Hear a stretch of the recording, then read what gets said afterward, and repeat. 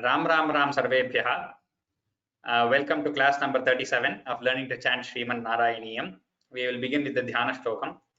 Gurureva gatir gurumeva bhaje gurunaiva sahasmi namo gurave na guroh paramam shishurasmi guroho matirasti gurau mama pahi guro Shrikanto matulo yasya janani sarvamangala Janaka Shankaro Devaha Tam Vande Kunjarananam Pitambaram Karavirajita Shankha Chakra Kaumodaki Sarasi Jankaruna Samudram Radha Sahayamati Sundara Mandahasam Vadalayesha Manisham Hridi Bhavayami. We will begin with the revision of Dashakam 19. Amogha, you can begin. 19th दशकम्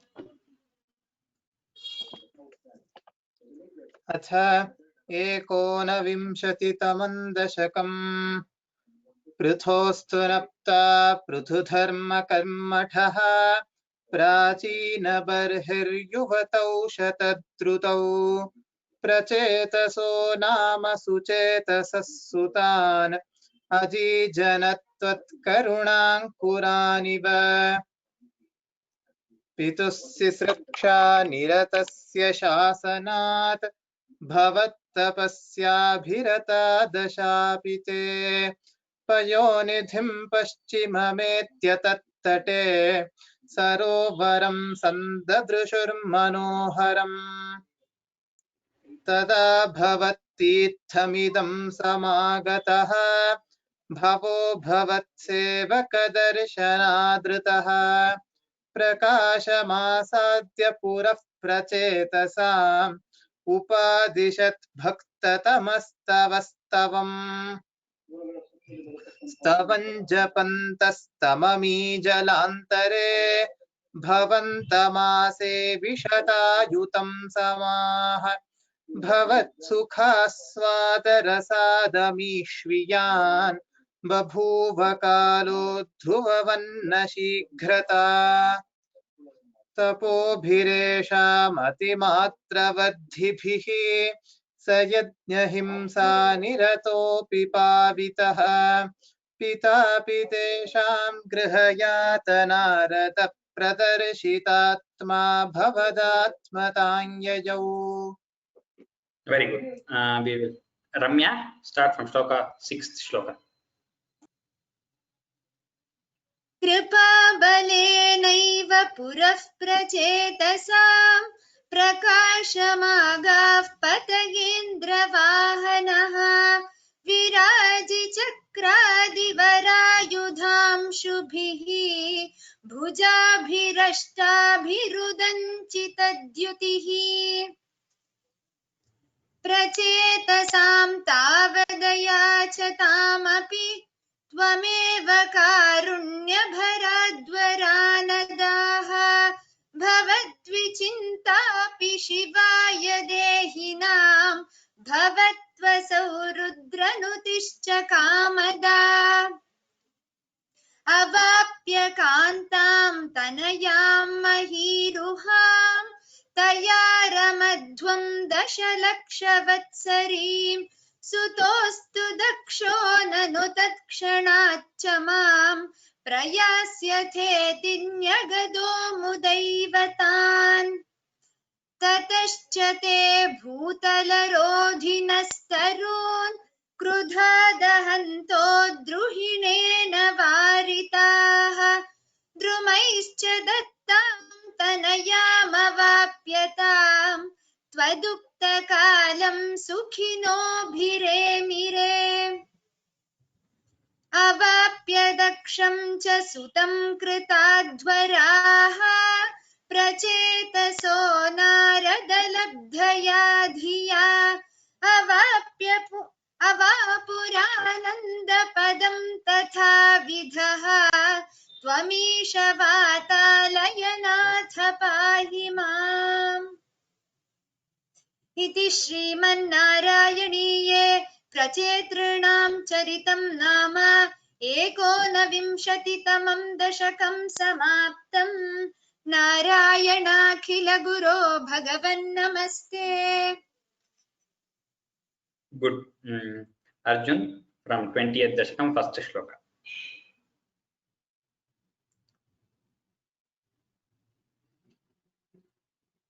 प्रियव्रतस्य प्रियपुत्रभूतात् आग्निध्रराजादुदितो हि नाभिः त्वां दृष्टवानिष्टदमिष्टिमध्ये तवैव तुष्ट्यै कृतयज्ञकर्मा। There in Tushtyai, after that little ik is heard. Tushtyai krita, it's not Tushtyai krita, the ik is not required. Only the last line, repeat the last line. तवैव तुष्ट्यै कृतयज्ञकर्मा अभिष्टुतस्तत्र मुनीश्वरैस्त्वं राज्ञस्वतुल्यं सुतमर्थ्यमानः स्वयं जनिष्येऽहमिति ब्रुवाणः तिरोदधा बर्हिषि विश्वमूर्ते नाभिप्रियायामथ मेरुदेव्यां त्वमंशतो भूर्ऋषभाभिधानः अलोकसामान्यगुणप्रभाविताशेष जनप्रमोदः। Good. Now we'll go on to the new shlokas. Amogha 20.4. Tvayi त्वयि त्वयि Triloki Bhriti त्रिलोकीभृति त्रिलोकीभृति Rajyabharam राज्यभारं राज्यभारं Nidhaya निधाय निधाय Nabhissaha नाभिः सह नाभिः सह Merudevya मेरुदेव्या मेरुदेव्या Tapovanam तपोवनं तपोवनं Prapya प्राप्य प्राप्य Dhavan Nishevi भवन्निषेवी भवन्निषेवी Gataha गतः गतः Kilanandapadam किलानन्दपदं किलानन्दपदं Padante पदन्ते पदन्ते Tvayi Triloki Bhriti त्वयि त्रिलोकीभृति त्वयि त्रिलोकीभृति Rajyabharam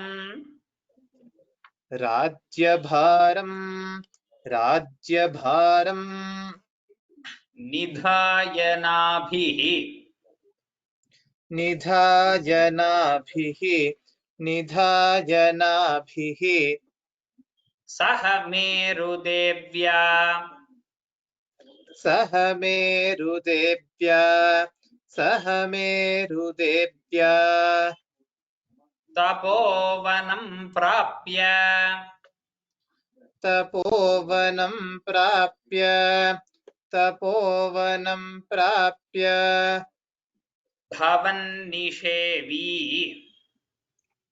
भवन्निषेवी भवन्निषेवी Gatah Kila गतः किल गतः किल Anandapadam आनन्दपदम् आनन्दपदम् Padante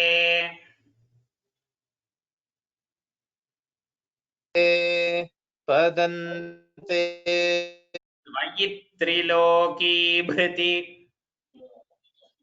त्वयि त्रिलोकीभृति त्वयि त्रिलोकीभृति राज्यभारम् राज्यभारम् राज्यभारम् त्वयि त्रिलोकीभृति राज्यभारम्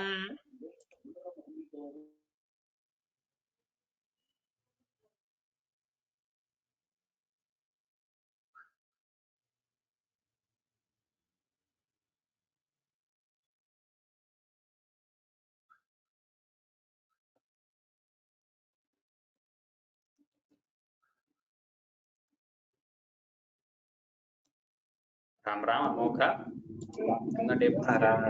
श्रूयते वा श्रूयते वा त्वयि त्रिलोकीभृतिराज्यभारम् त्वयि त्रिलोकीभृतिराज्यभारम् त्वयि त्रिलोकीभृतिराज्यभारम् निधाय नाभिः सह मेरुदेव्या निधाजनाभिः सह मेरुदेव्या निधाजनाभिः सह मेरुदेव्या तपोवनं प्राप्य तपोवनं प्राप्य तपोवनं प्राप्य भवन्निषेवी भवन्निषेवी भवन्निषेवी तपोवनं प्राप्य भवन्निषेवी तपोवनं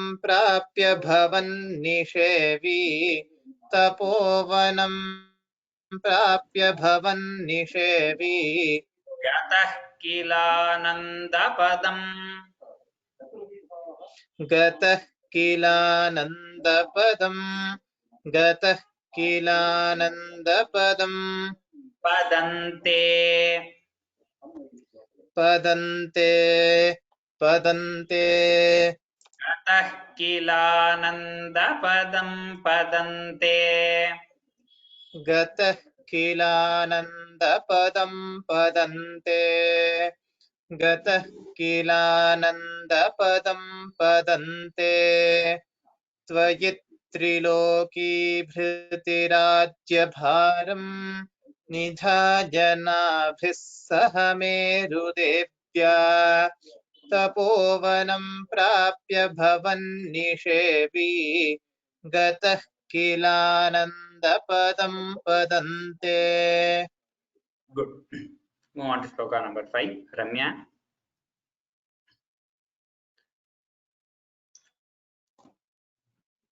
Indrah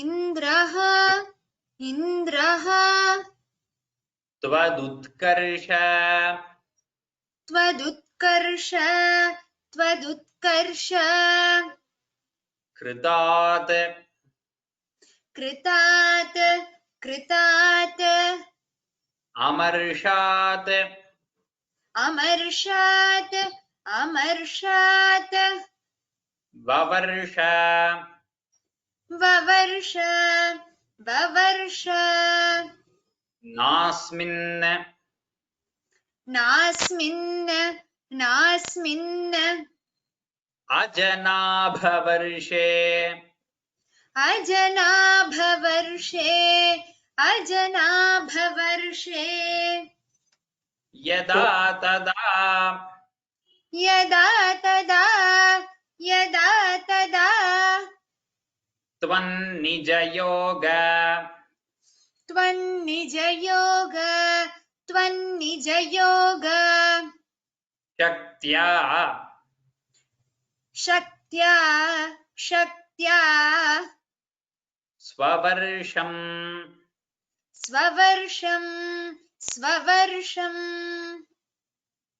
एनत् एनत् एनत् व्यदधाः व्यदधाः व्यदधाः सुवर्षं कुवर्षं कुवर्षम् Suvarsham, not Kuvarsham. Suvarsham. सुवर्षं सुवर्षं Indrastvadutkarsha. इन्द्रस्त्वदुत्कर्ष इन्द्रस्त्वदुत्कर्ष Kritadamarashat. कृतादमर्षात् कृतादमर्षात् Vavarshanaasmin. ववर्षनास्मिन् ववर्षनास्मिन् Ajanabhavarshe. अजनाभवर्षे अजनाभवर्षे Yada tada tvam. यदा तदा त्वं Nijayogashaktya. निजयोगशक्त्या Swavarshaменat.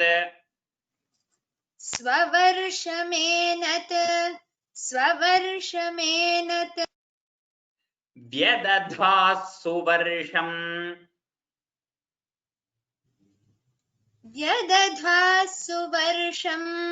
व्यदधासु वर्षम् Indrastvadutkarsha.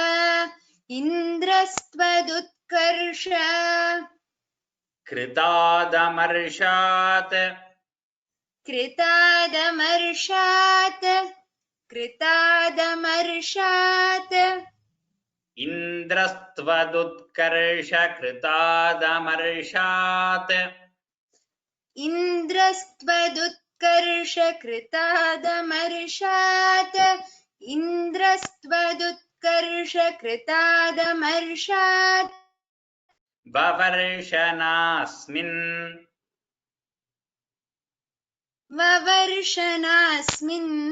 ववर्षनास्मिन् Ajanabhavarshe.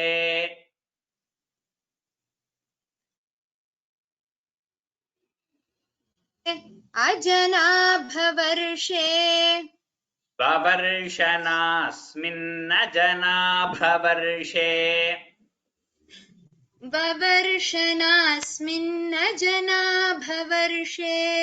ववर्षनास्मिन्नजनाभवर्षे Yada tada tvam.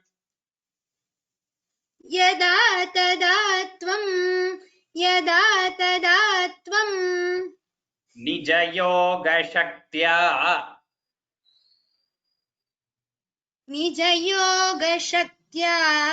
निजयोगशक्त्या Yada tada tvam nijayogashaktya.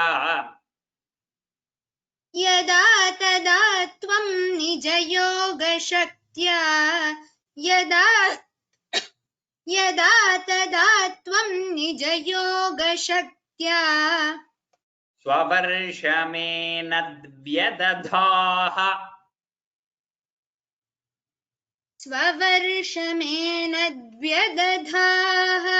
स्ववर्षमेनद्व्यदधाः Suvarsham. सुवर्षं Swavarshaменadvyadadha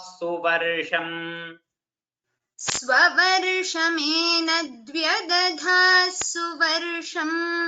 स्ववर्षमेनद्व्यदधा सुवर्षम् The whole shloka.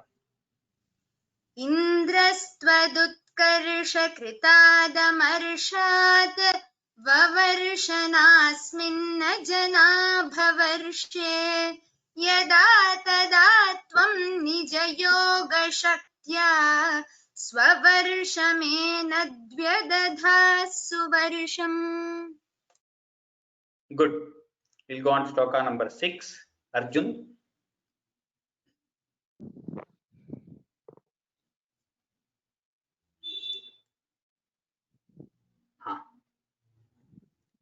Jitendra Dattam जितेन्द्रदत्तां जितेन्द्रदत्तां कमनीं कमनीं कमनीं जयन्तीं जयन्तीं जयन्तीम् अथोद्वहन् अथोद्वहन् अथोद्वहन् आत्मरत आत्मरत आत्मरत आशयोऽपि आशयोऽपि आशयोऽपि अजीजनः अजीजनः अजीजनः तत्र शतम् तत्र शतं तत्र शतं तनूजान् तनूजान् तनूजान् येषाम् येषाम् येषाम् क्षितीशः क्षितीशः क्षितीशः भरतः भरतः भरतः अग्रजन्मा अग्रजन्मा अग्रजन्मा जितेन्द्रदत्ताम् जितेन्द्रदत्तां जितेन्द्रदत्तां कमनीं जयन्तीम् कमनीं जयन्तीं कमनीं जयन्तीम् अथोद्वहन् अथोद्वहन् अथोद्वहन् आत्मरताशयः आत्मरताशयः आत्मरताशयः अपि अपि अपि आत्मरताशयोऽपि आत्मरताशयोऽपि आत्मरताशयोऽपि अजीजनस्तत्र अजीजनस्तत्र अजीजनस्तत्र शतन्तनूजान् शतन्तनूजान् शतन्तनूजान् येषां क्षितीशः येषां क्षितीशः येषां क्षितीशः भरतोऽग्रजन्मा भरतोऽग्रजन्मा भरतोऽग्रजन्मा जितेन्द्रदत्ताम् जितेन्द्रदत्तां जितेन्द्रदत्तां कमनीं जयन्तीम् कमनीं जयन्तीं कमनीं जयन्तीं जितेन्द्रदत्तां कमनीं जयन्तीम् जितेन्द्रदत्तां कमनीं जयन्तीं जितेन्द्रदत्तां कमनीं जयन्तीम् अथोद्वहन् अथोद्वहन् अथोद्वहन् आत्मरताशयोऽपि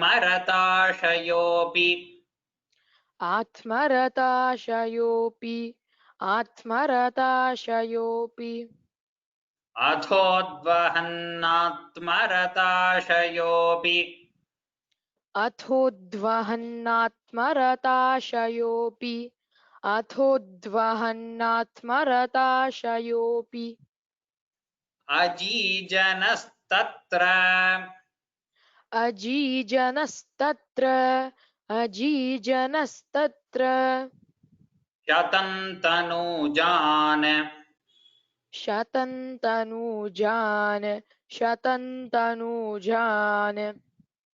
अजीजनस्तत्र शतन्तनूजान् अजीजनस्तत्र शतन्तनूजान् अजीजनस्तत्र शतन्तनूजान् येषां क्षितीशः येषां क्षितीशः भरतोऽग्रजन्मा भरतोऽग्रजन्मा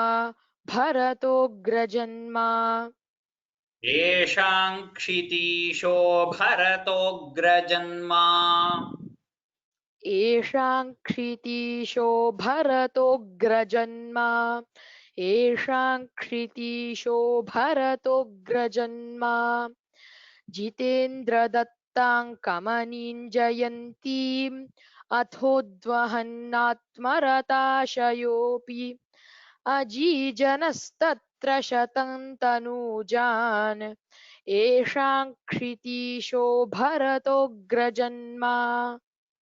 Good. Next, shloka number 7, Amogha.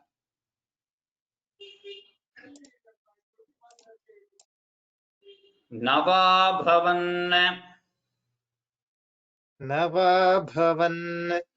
नवाभवन् योगिवराः योगिवराः नवान्ये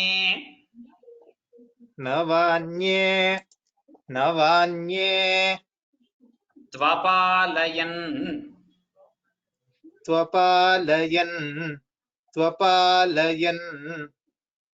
Bharatvarsha खण्डान्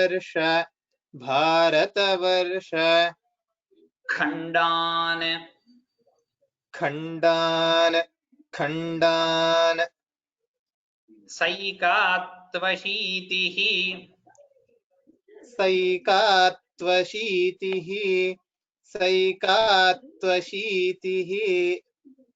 तव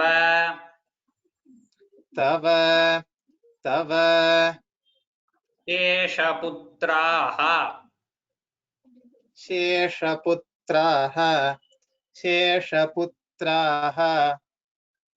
तपोबलात्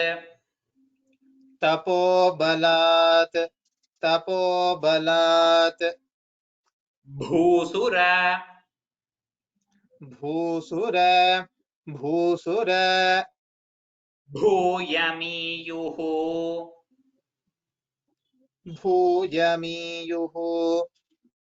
भूयमीयुः नवाभवन्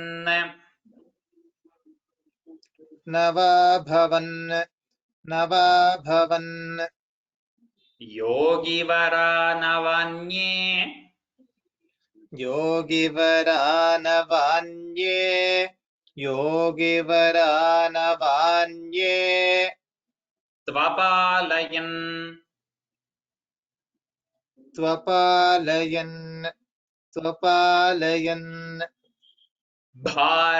भारतवर्षखण्डान्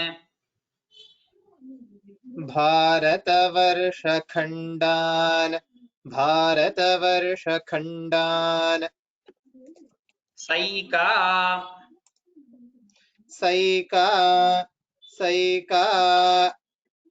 त्वशीतिस्तव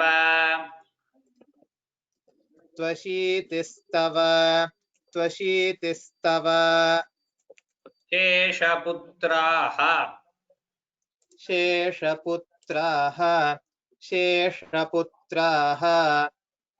तपोबलात्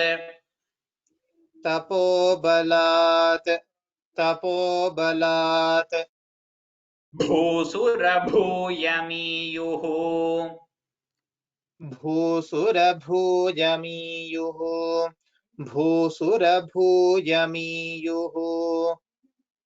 नवाभवन्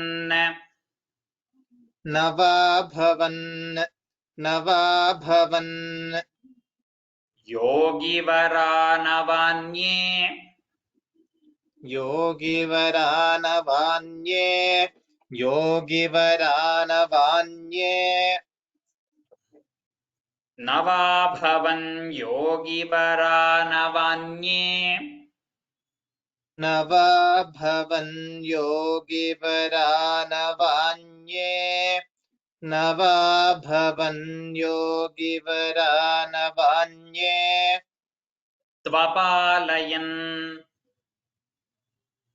त्वपालयन् त्वपालयन् भारतवर्षखण्डान् भारतवर्षखण्डान् भारतवर्षखण्डान् त्वपालयन् भारतवर्षखण्डान् त्वपालयन् भारतवर्षखण्डान् त्वपालयन् भारतवर्षखण्डान् सैकात्वशीतिः सैकात्वशीतिः सैकात्वशीतिः तव शेषपुत्राः तव शेषपुत्राः तव शेषपुत्राः सैकात्वशीतिस्तव शेषपुत्राः सैकात्वशीतिस्तव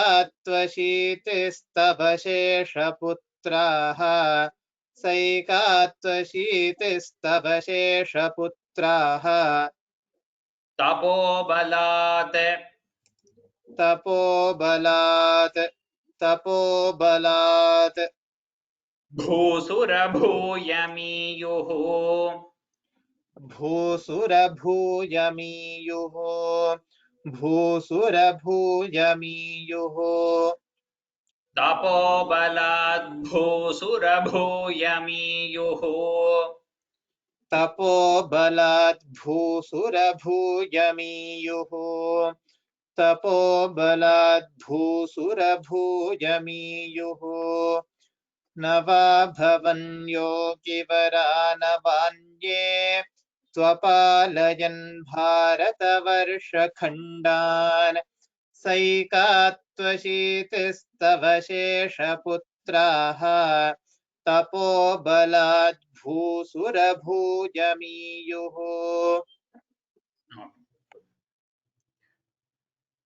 श्लोका नंबर 8 स्फूर्ति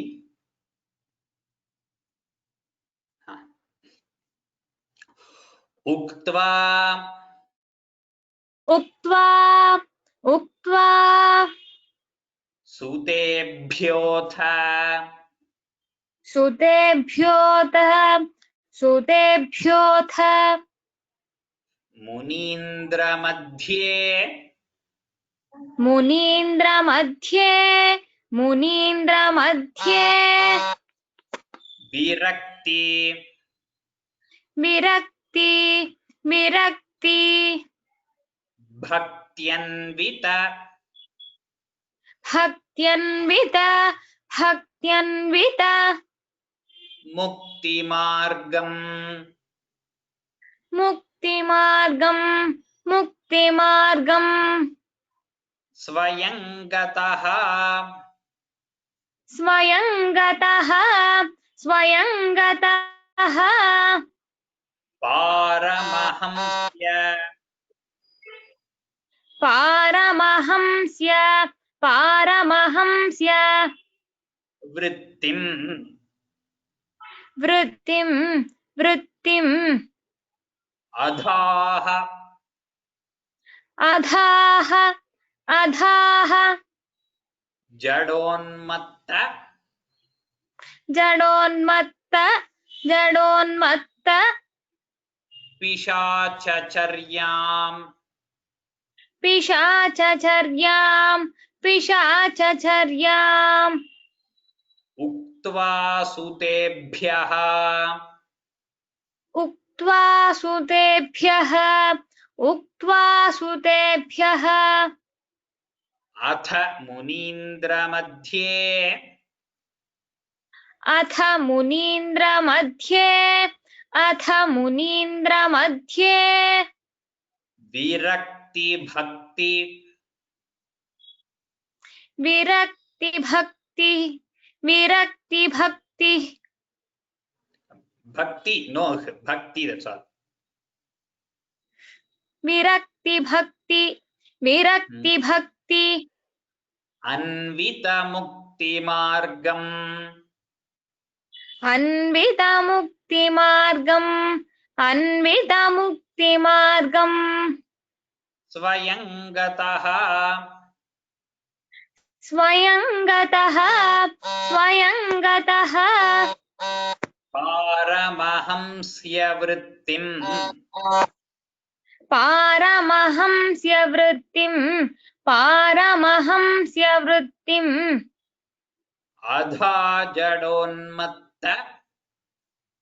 अधा जडोन्मत्त अधा जडोन्मत्त पिशाचचर्याम् पिशाचचर्याम्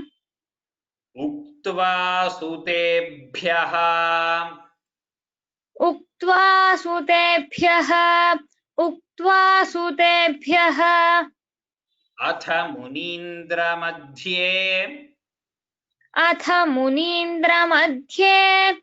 अथ मुनीन्द्रमध्ये उक्त्वा सुतेभ्योऽथ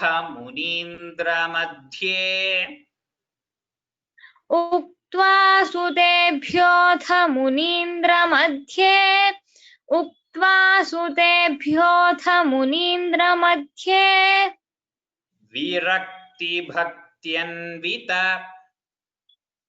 विरक्तिभक्त्यन्वित विरक्तिभक्त्यन्वित मुक्तिमार्गम्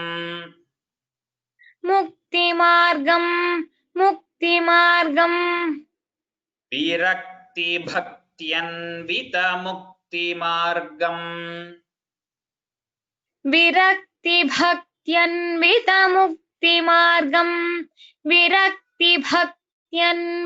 मुक्तिमार्गम् स्वयंगतः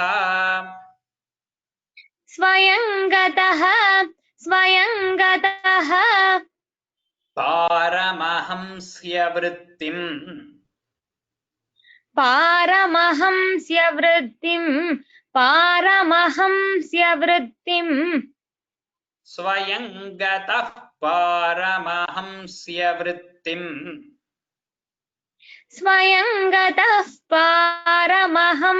वृत्तिम् स्वयंगतः पारमहंस्य वृत्तिम्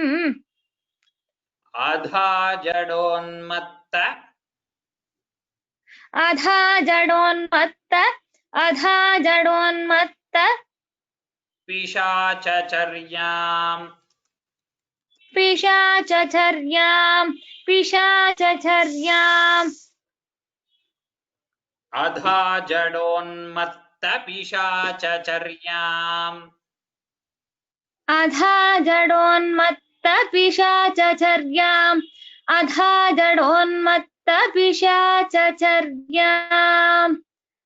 उक्त्वा सुतेभ्योऽथ मुनीन्द्रमध्ये विरक्तिभक्त्यन्वितमुक्तिमार्गम् स्वयंगतः पारमहंस्य वृत्तिम् अधा जडोन्मत्त पिशाचचर्याम्. Good. We'll move on to shloka number 9. Arjun, shloka 9.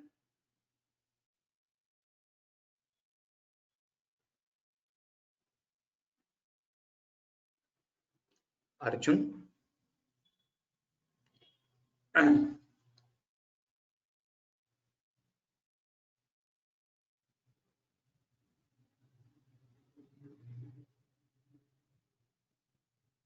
Arjuna.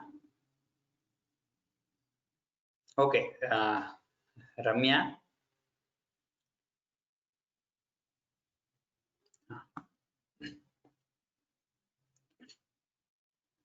परात्मभूतः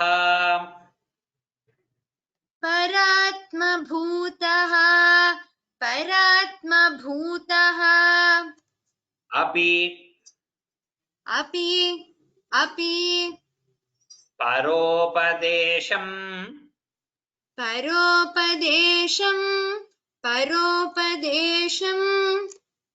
कुर्वन् भवान्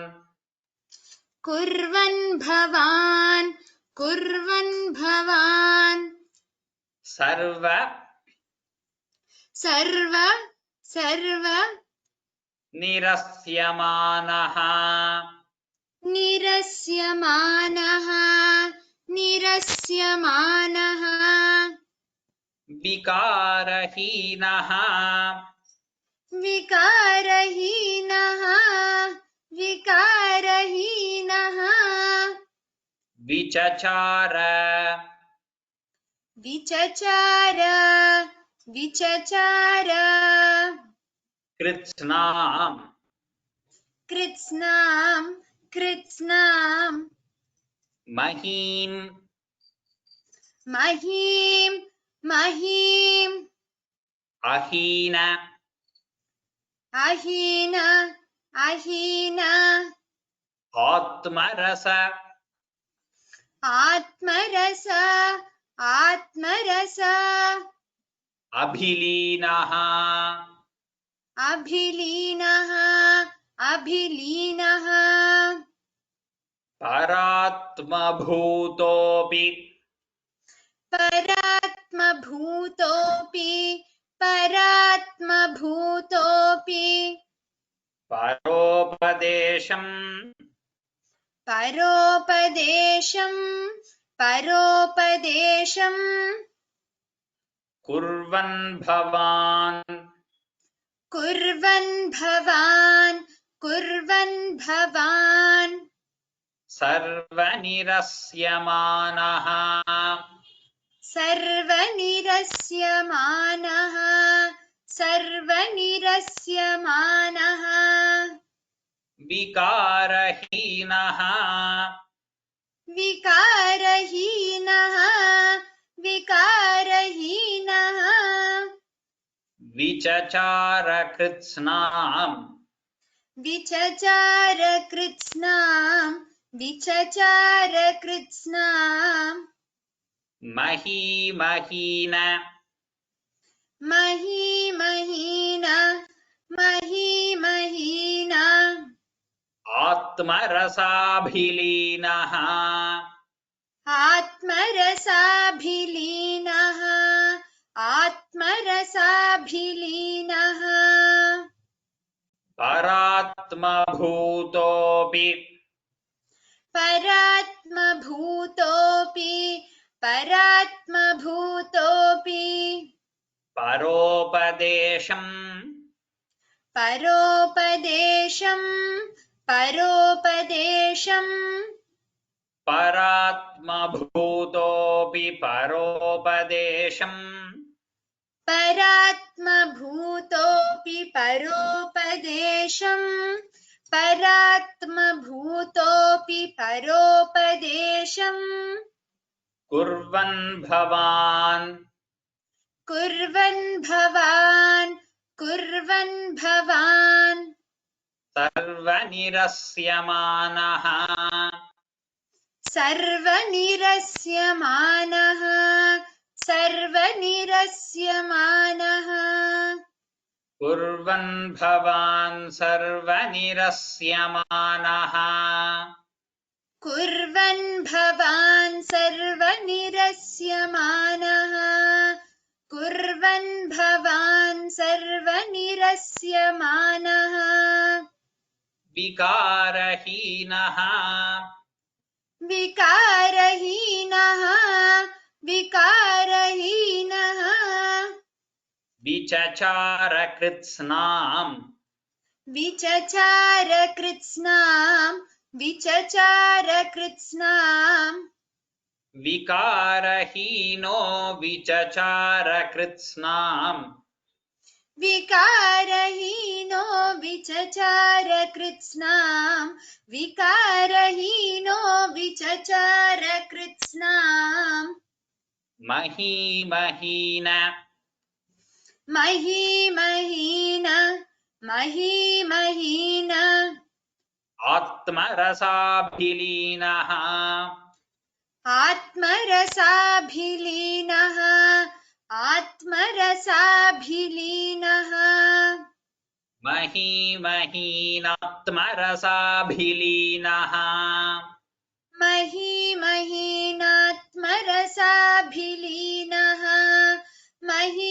महीनात्मरसाभिलीनः परात्मभूतोऽपि परोपदेशम् कुर्वन् भवान् सर्वनिरस्यमानः विकारहीनो विचचार कृत्स्नाम् महीनात्मरसाभिलीनः. We'll go on to shloka number 10. Arjun, is your audio or video working? Audio and video. Arjun? Okay, he does not seem to be responding. Amogha?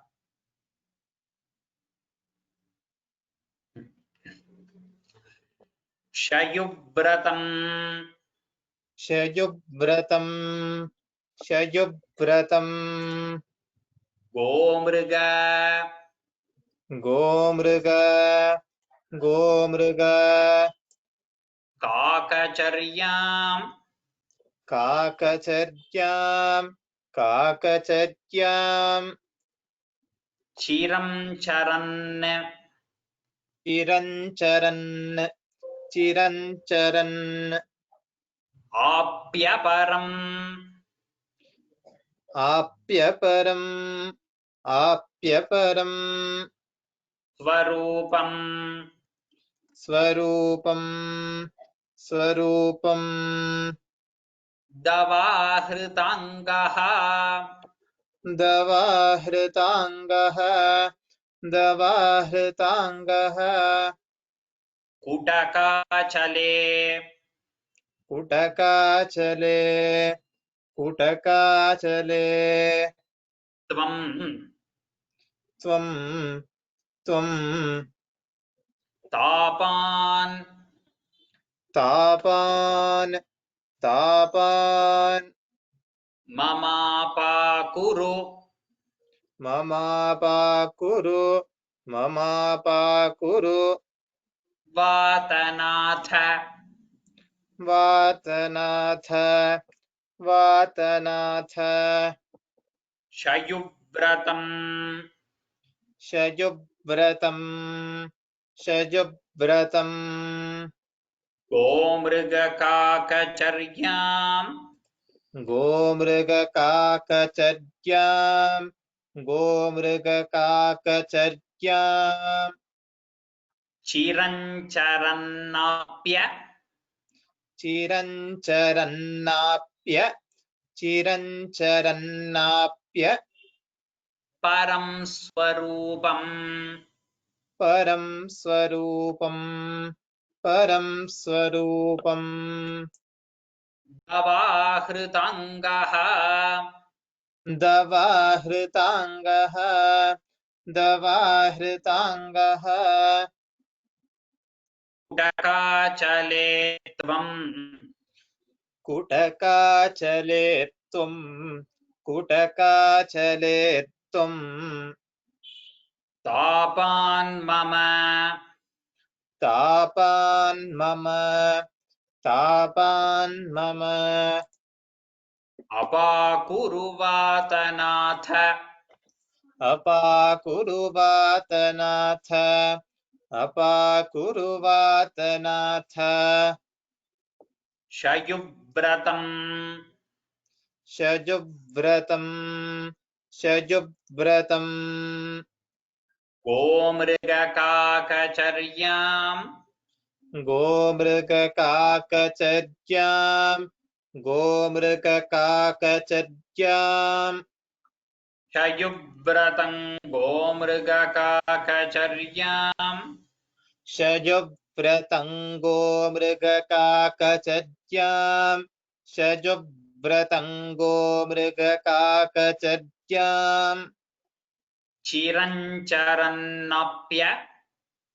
चिरञ्चरन्नाप्य चिरञ्चरन्नाप्य Param swarupam.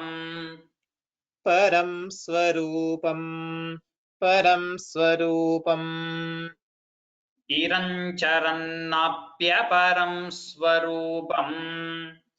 चिरञ्चरन्नाप्यपरं स्वरूपम् चिरञ्चरन्नाप्यपरं स्वरूपम् दवाहृताङ्गः दवाहृताङ्गः दवाहृताङ्गः उटकाचले त्वम् कुटकाचले त्वम् कुटकाचले त्वम् दवाहृताङ्गः कुटकाचले त्वम् दवाहृताङ्गः कुटकाचले त्वम् दवाहृताङ्गः कुटकाचले त्वम् तापान्ममापाकुरु तापान्ममापाकुरु तापान्ममापाकुरु वातनाथ वातनाथ वातनाथ तापान्ममापाकुरु वातनाथ तापान्ममापाकुरु वातनाथ तापान्ममापाकुरु वातनाथ शजुव्रतङ्गो मृगकाकचर्याम् चिरञ्चरन्नाप्यपरं स्वरूपम् दवाहृताङ्गः कुटकाचले त्वम् तापान्ममापाकुरु वातनाथ इति श्रीमन्नारायणीये इति श्रीमन्नारायणीये इति श्रीमन्नारायणीये ऋषभयोगीश्वर ऋषभयोगीश्वर ऋषभयोगीश्वर चरितन्नाम चरितन्नाम चरितन्नाम विंशतितमं दशकं समाप्तम् विंशतितमं दशकं समाप्तम् विंशतितमं दशकं समाप्तम् इति श्रीमन्नारायणीये ऋषभयोगीश्वरचरितन्नाम विंशतितमं दशकं समाप्तम् नारायणाखिलगुरो भगवन्नमस्ते Good. Here in shloka number 8, the second line is very nice. There are three ta, ta, ta. The best way to split it, if you want to do, is virakti bhaktyanvita mukti margam. But that whole thing is samastapada again. It is one single word. There is no simply, you can't split it anywhere. The best thing is to say it fully. Virakti bhaktyanvita mukti margam. While teaching, I split it in different places according to Sandhi, so that you understand it in smaller words. But it is best to say it the whole.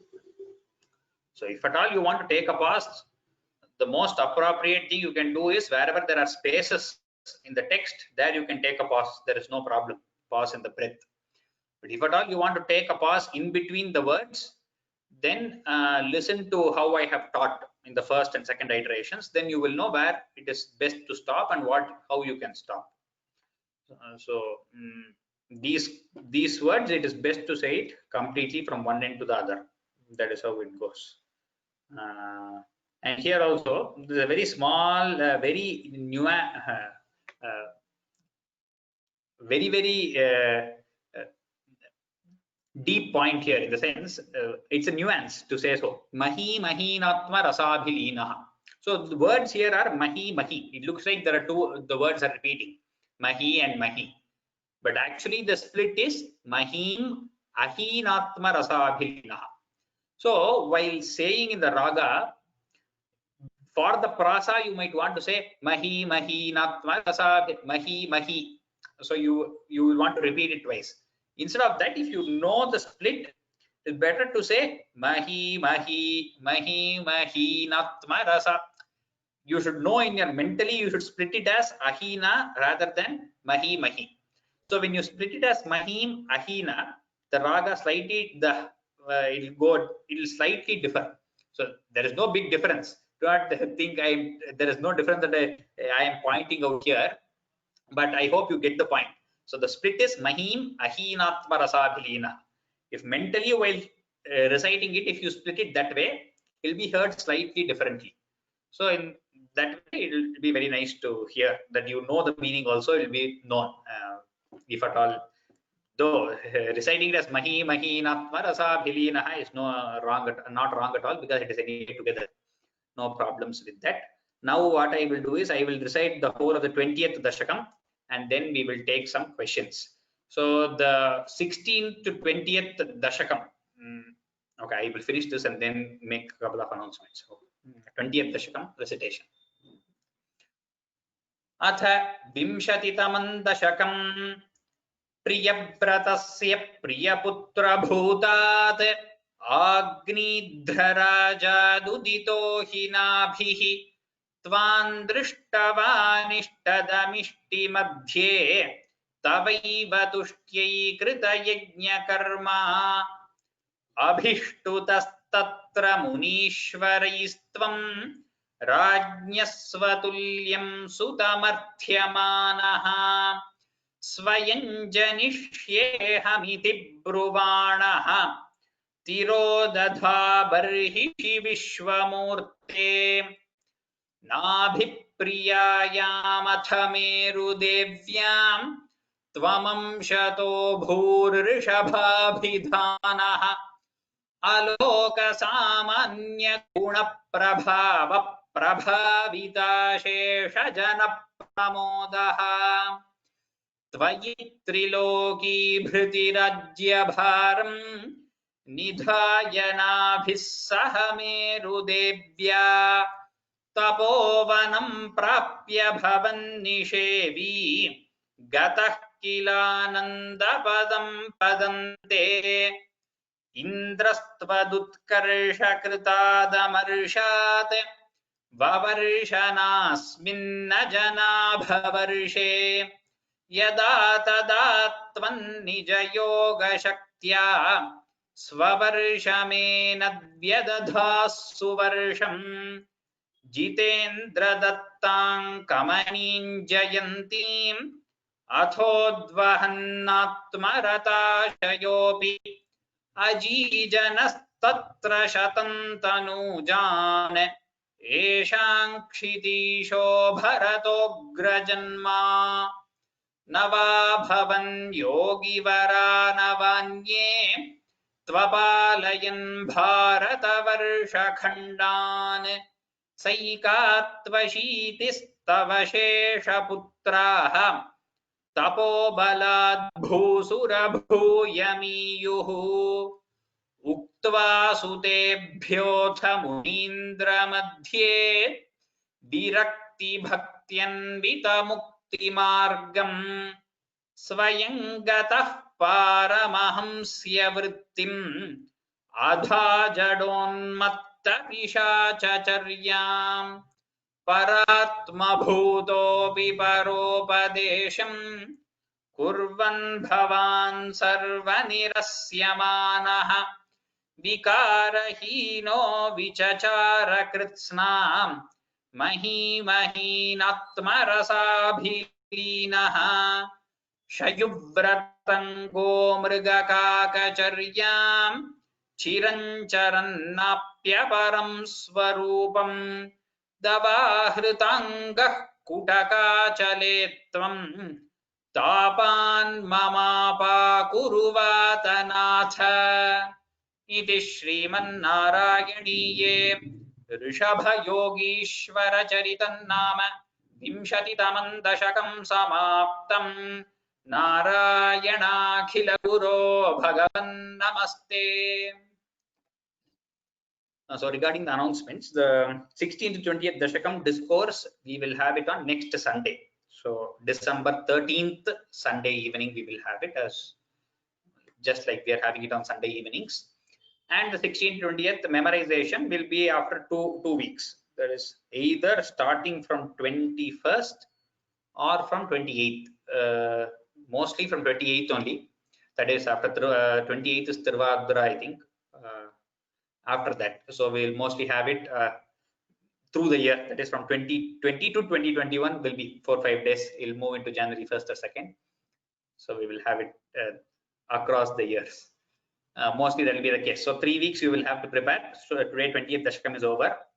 Until 19th Dashakam anyway, the Dashakams have been uploaded and all the other files also have been uploaded onto the website. Any other questions that anyone else has regarding anything? You can, I will put all the hands down now. Now you can raise your hands for questions. Panchanandam Swaminathan. Hello, can you hear me? Yes, yes. Yeah.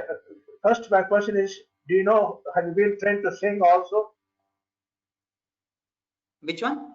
And have you been trained to sing Carnatic music? Music. No, I have trained very less. I don't try much. No, I don't wade into that area. No. Yeah. My question is the comment you made on Mahi Mahina. It's very beautiful. Because the thing is, when people are taught to sing Sanskrita Kritis, yes, I can give you one example in Dikshidhar Kritis. Nirajakshi Kamakshi. The song, the second line comes, Sharada Ramanayane. Sarada, right? But when people sing Sharada Ramanayane, Sharada, the total meaning completely gets killed. Sharada Ramanayane. Ramanayane, they sing. Yes, yes, like that. Lot of Dikshidhar Kritis, the same things happen. Yes. Right. So without compromising the lyric and following the chandas, you can sing it. And the point you made, I was very excited to hear that comment. That's why I asked you, do you know how to sing? Because if you are not musically playing, you tend to ignore that. Yeah, both Smriti and Ramya, both of them are good singers, so they sing a lot. Right. So a lot of such things I've heard in Dikshidhar Kriti, it comes up a lot. You're right. Thank you. Dhanyavad. I wanted to make a point because many people think, because of Thala and all this, you have to sing. No, you can still satisfy the rules of music and also the lyrical beauty. So, absolutely correct. Thank you. Dhanyavad. Ram, Dhanyavad. Pushkala S. Then Jyoti Shanai. Ram. Are you able to hear us? Yes, I can. Yes. My doubt is in sloka number 8. It's not regarding any pronunciation.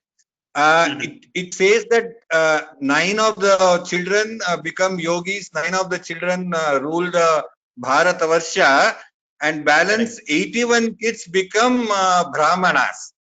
Okay. Correct. I just wanted to know what happened to the balance 1 kid. That will come. Don't worry. I will tell you. A very good question. I'm going to tell you the meaning. I don't want to give it out now, but I think it was out of context, but still I was just too curious that I asked it. Very good, very good. 93 kids. You are right. So the 100th kid has already been told in the 6th shloka. Yesham Kshitishaha Bharataha Agrajanma. That is that Raja Bharata. Because of who it is known as Bharata. And then he the first kid is Bharata, and they tell balance 99 about that. Okay. Hey, thank you so much. Ram. Interesting, good question. Jyoti Shanai. Then Geetu. Namaste, Guruji. Namaste. I just wanted you to check whether I have understood you right for Dashakam 20, Shloka number 9. I'll just recite the last 9. Just check whether I've understood you right. It should be the way you told is the right way. Mahin Atmarasa Bhilinaha. So after the na, there has to be a slight pause and the Atma has to come. At na, never, don't give a pause at na at all. That is Ahina Rasa. Ahina is the word in Atma Rasa. Oh, okay. Don't give a pause there. No, don't confuse yourself much. Mahin Atma Rasa Bhilina is absolutely correct. Okay. Mahim Ahinatma Rasa Bhilina is the split there. Okay. The first Mahim Ahinatma Rasa Bhilina. There is no requirement of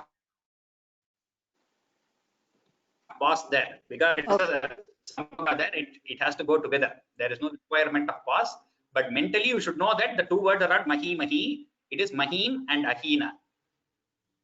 Okay, okay. Thank you. That's Thank you. all. Geetu, then Srividya. Ram Mahoday. In the Ram. 10th shloka, the first word, Shayu Vratam, is there a Yes. ka sound coming in between? Because I'm trying to pronounce it, I heard it as Shayu Vratam. Is it a ka coming between you and Vra? No, there is no ka, there is no extra letter there. It is just Shayubharatam. Vakara itself, there is a little stress on va. Shayubharatam, because it is a samyukta akshara. There is a slight. I was finding it difficult to pronounce that. Okay, it is Shayu Vratam. Shayubharatam. If you say it like that, then it is easy to pronounce. Shayubharatam. Okay. That's Thank you. Ram. Ram. Srividya is. Namo Namah Mahoday. Namo Namah. I have a doubt in the 10th sloka only. The second line, that is Chiram or Chiran? Chiran, Charanapya. Okay. When did you join the class? I joined only today, but I was following your YouTube channel. So Okay. This is when we split it, we tell it as Chiram Charanapya. When we join it, the sandhi is Chiran Charan. So instead of that anuswara that you see on top, it becomes the nya of Samskrita, if you know. This cha cha ja ja nya. Chiran Charanapya Param Swarupam. But that also is not 100% compulsory required. You can still say Chiram Charanapya Param Swarupam. That is also still allowed. So both are allowed. We have just chosen to this part. Whenever we tell it together, the anuswara, we change it to that particular varga's fifth letter. Okay. Dhanyavada Mahoday. Dhanyavada. I think that is the end of questions today. So we will start with, I'll put all the hands down. Anyone who wants to recite from 19th Dashakam can, if you want to recite, you can put up your hand. I will go to 19.1. Okay. Yuvedha, we'll start with you. Then Savitri Gangadhar. Ram Mahoday. Ram. Prithostu napta prithudharma karmatah prachina barhir yuvatau shatatrutau prachetaso nama suchetasasutan ajijanatvat karunankuraniva. Very good. Good. Ram. Savitri Gangadhar. Then Mona Kulkarni. Savitri Gangadhar, you have to unmute yourself.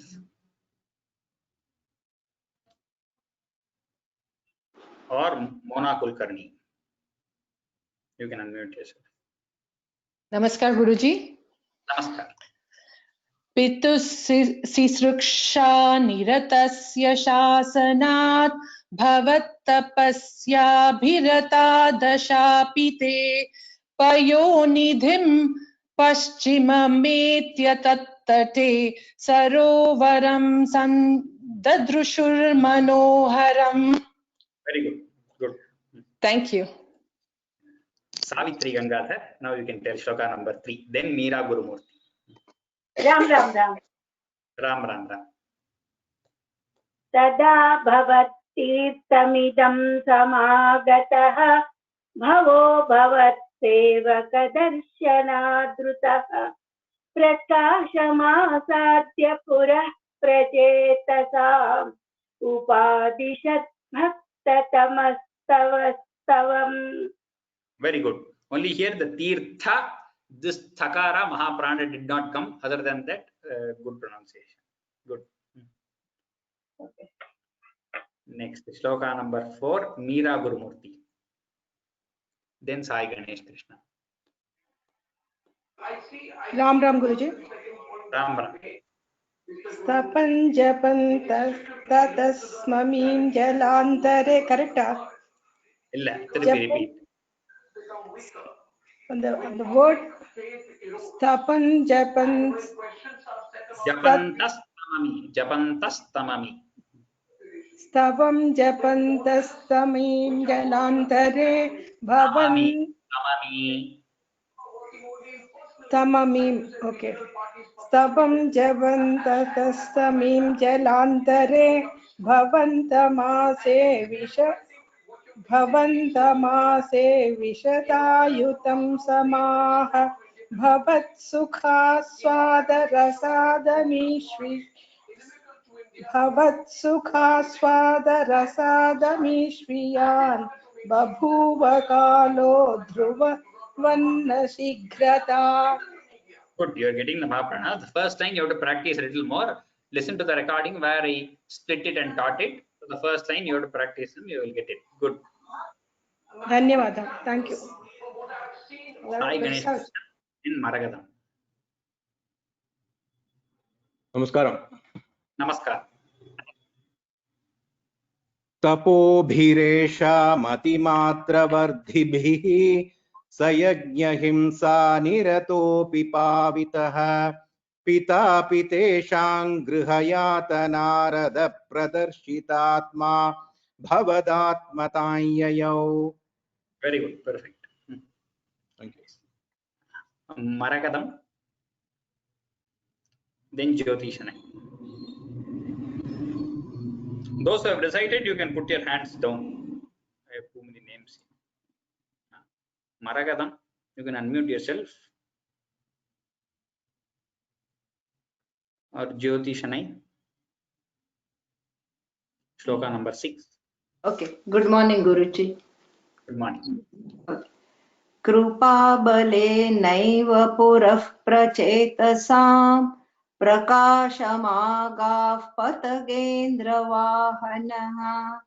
विराजिचक्रादिवरायुधांशुभिः भुजाभिरिष्टाभिरुदञ्चिद्युतिः Udanchitadyutihi.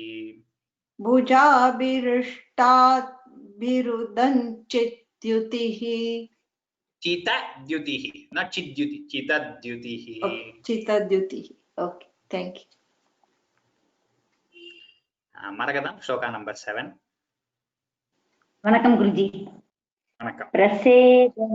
प्रसेदसां तावदयासतामपि त्वमेव कारुण्य वराद्वरानतः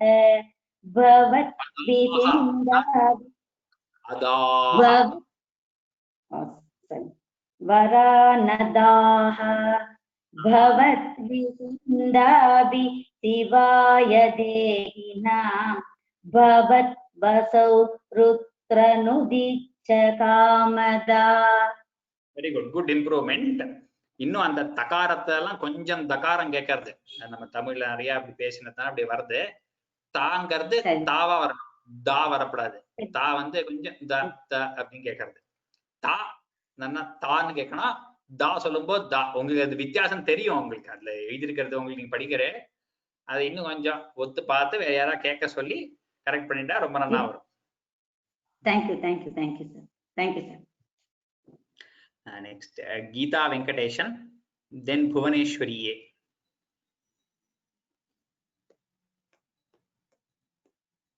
Geeta Venkateshan.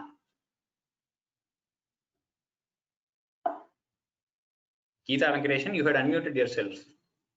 Then you muted again. Yes. Okay. Yes. Ram Ram Guruji. Avapyakanta दयारमध्वं दशलक्षवत्सरीं सुतोऽसु दक्षो ननु दक्षिणाच्च मां प्रयास्यतेति न्यगतो मुदैव तान्. Okay, good, good. Nice. Thank you. Ram Ram Guruji. Ram Ram. Next, Bhuvaneshwari A.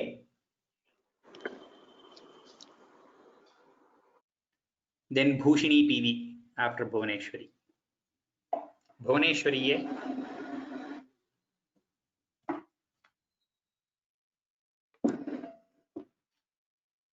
Okay, Bhushini. Bhushini PV or Bhuvaneshwari. Bhuvaneshwari. Yes. नमस्ते महोदय। तदस्यते भूतलरोधिनस्तरुन् कृधादहन्तो द्रुहिणेन वारिताः द्रुमैश्च दत्तां तनयामवाभ्यतां त्वदुक्तकालं सुखिनोभिरेमिरे. Most of the pronunciation was very good. Sukhina, the kha should not become ga. Sukhino bhiremire. Sukhino bhiremire. Little more there abhyasa. Pannelna vandudu. Very good. Bhushini PV, then Balaji. नमस्ते महोदय। Namaste. अवाप्य दक्षं च सुतं कृताध्वराः प्रचेतसो नारदलब्धया धिया अवापुरानन्दपदं तथाविदस्त्वमीश वातालयनाथ पाहि माम्. Good. You don't have to join Tathavidhastamisha. When you join it, it becomes difficult to hold the breath. Tatha vidhaha. If you stop, you have time to take breath, nothing else. What you said is not wrong. Whichever way is more comfortable for you, you can do that. इति श्रीमन्नारायणीये प्रचेतृणां चरितन्नाम Trinam is different from Trinam. प्रचेतृणां Like Kasma Dirgha with A, U and all. Here also Rikara is Dirgha. प्रचेतॄणां चरितन्नाम एकोनविंशतितमं दशकं समाप्तं नारायणाखिलगुरो भगवन्नमस्ते. 20th Dashakam, first shloka, Balaj. Then Asha Vishwanath.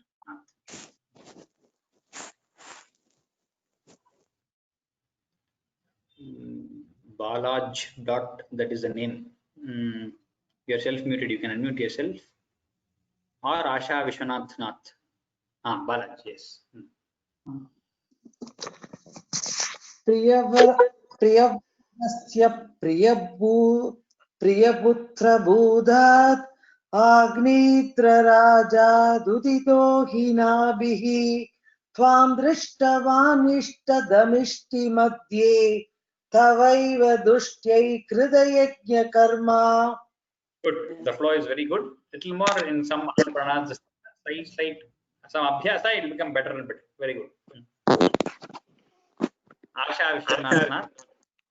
अभिष्टुतस्त्रत्र मुनीश्वरैस्त्वं राज्ञा स्वतुल्यं स्तुतमर्थ्यमानः स्वयं जनिष्येऽहमिति ब्रुवाणः तिरोदधा बहिरीषि विश्वमूर्ते बहिरीषि विश्वमूर्ते Barhishi Vishwamurti. Correct. Simple. It is just we have not heard of that word. Barhishi Vishwamurti. Yes. Good. Thank you, Guruji. Thank you. Next, shloka number 3, Anandi Dehelishan. Then Ashok Arvi. Ram Guruji. Ram. प्रियायामत मेरुदेव्यां त्वमंशदो भूरुष भावितानः आलोक सामान्य गुण प्रभाविदाशेष जन प्रमोदः. Your Mahapranas should improve, and the second line here is little difficult. Go to the previous class and listen to the recording of the second line. It is a little difficult to pronounce. but listen to the recording of the previous class and practice that second line multiple times. Okay, Guruji. Thank you. Thank you. Ashok Arvi, again same shloka 20.3.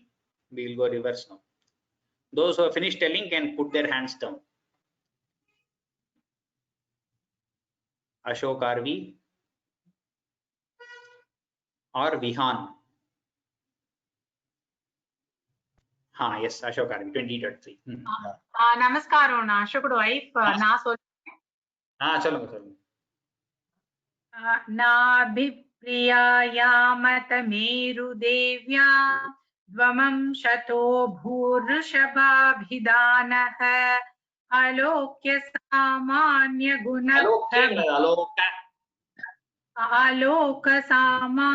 गुणप्रभाभ प्रभाविदाशेष जन प्रमुदः. Second line Mahapranasanal should improve. இன்னும் அந்த தமிழ் இது accent தெரியறது. பிரபாவிதா தகாரமா இருக்கணும். அசேஷ இந்த சங்கராஷாக்கும் ஷண்முகாஷாக்கும் வித்தியாசம் தெரியணும். அசேஷ ஜன பிரமோதா அதெல்லாம் கேட்டு வரணும். நிறைய கேளுங்க. இன்னும் கொஞ்சம் இம்ப்ரூவ் பண்ணி இவர் பண்ணிட்டே இருக்க ஆனா கூட இன்னும் கொஞ்சம் வரமாட்டேங்குது. Good. Vihan, then Srilata. Vihan, shloka number 2. Ram Anna. Ram. Abhishtutastatra munishwaraistavam. Tvam, not tavam. Abhishtutastatra munishwaraistvam rajnyaswatulyam sutamर्थ्यमानः स्वयं जनिष्येहमिति ब्रुवाणः तिरोदधा बर्हिषि विश्वमूर्ते. You know to pronounce everything very well. You just need to practice reading it and get the flow. That's all. Very good. Srilata Gopuru, shloka number 1. Then Vanamala. नमस्कारः महोदय. नमस्कार. प्रियव्रतस्य प्रियपुत्रभूतात् आग्निध्रराजादुदितो हि नाभिः त्वां दृष्टवानिष्टदमिष्टिमध्ये तवैव तुष्ट्यै कृतयज्ञकर्मा. Very good. Coming out well. धन्यवादः. Next, Vanamala 19.10. Then Kalavati. अवाप्य दक्षं च सुतं कृताध्वराः प्रचेतसो नारदलब्धया धिया अवापुरानन्दपदं तथावितः त्वमीशवातालयनाथ पाहि माम्. Good. Very good. Thank you. 19.9 Kalavati.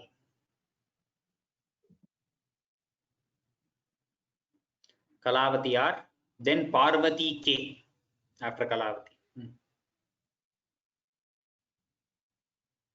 Kalavati R, and those who have finished telling, please put your hands down. Or Parvati K, you can tell.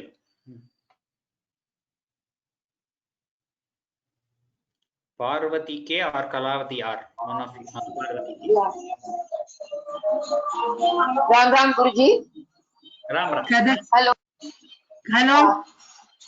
Sadakshate bhogarodinastarun कृतादहन्तो दुहिनेन वारिताः द्रुमैश्च तत्तां धनयामवाप्यदां त्वदुक्तकालं सुखिनो विरेमिरे. Good. The takaras are still Tanayam Avapyatam and all. The ta is heard as da. So you will have to improve on that. So somebody else will listen and tell it. Otherwise, good. Next, thank you.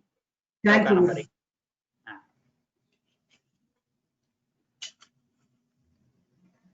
Parvati K. Now you can. अवाप्य कान्तां तनयामहीरुहां सया रमध्वं दशलक्ष्मतीरं सुतोस्तु दक्षो दशलक्षवत्सरीं सुतोस्तु दक्षो ननुतच्छनाच्छमां प्रयासितेति नगतो मुदैवतान्. Pronunciation is good. For the flow, you have to practice. That's all. Practice. Yes, yes. Thank you, Guruji. Thank you. Shyamala Kumar. Then Meena. Shyamala Kumar, you can unmute yourself.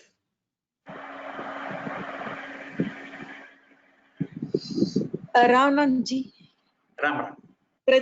प्रचेदसां तावदया च तामपि त्वमेव कारुण्यपरात्वरानदा भवद्विचिन्तापि शिवाय देहिनां भवद्वसौ रुद्रनुनिश्च Kamada Nutischa. रुद्रनुदिश्च Kamada. Good improvement. Very good. धन्यवादः. Dhanyawada. 19.6 VN Meena. नमस्कारः. Namaskara. कृपाबलेनैव पुरः प्रचेतसां प्रकाशमागापतगेन्द्रवाहनः विराजिचक्रादिवरायुधांशुभिः भुजाभिरिष्टाभिरुदञ्चितद्युतिः. Good. Very good. I think that is it for today. Even the previous memorization test videos have been uploaded, and the second class particularly you should see two very old parties. Wonderfully they have told second part of that memorization test. If you can, do watch it. I will again send a mail also regarding that this week. And yeah, Sarvebhyaha Namaskaraha. Meet you again next Saturday. Ram Ram Ram. Shubharatri. Narayana Khila Guru Bhagavan Namaste.